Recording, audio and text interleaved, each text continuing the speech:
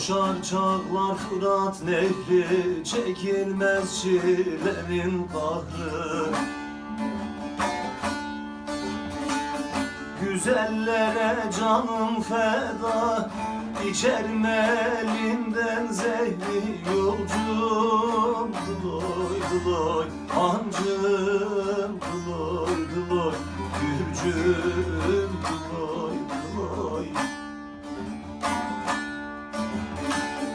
Güzellere canım feda, İçerim elinden zehri yolcum. Dıloy dıloy hancım, dıloy dıloy gürcüm, dıloy dıloy.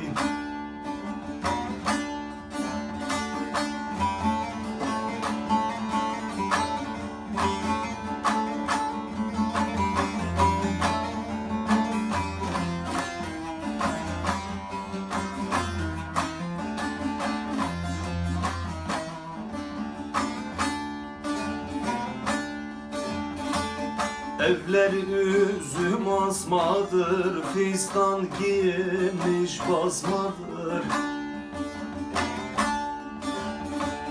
Benim bu gönlümü çalan Argovanlı bir yozmadır yolcum.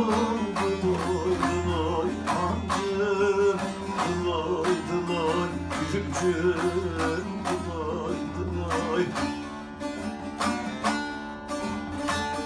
Benim şu gönlümü çalan Argovanlı bir yozmadır yolcum. Dıloy dıloy hancım, dıloy dıloy gürcüm, dıloy dıloy.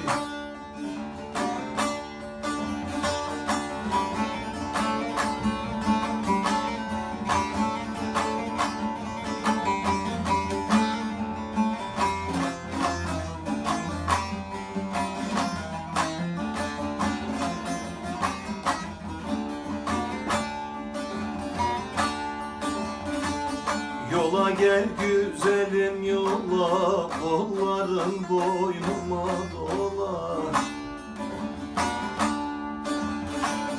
Dilersen canımı dile, bu can sana kurban ola yolcum. Dıloy dıloy hancım, dıloy dıloy gürcüm, dıloy dıloy. Dilersen canımı dile, bu can sana kurban ola yolcum.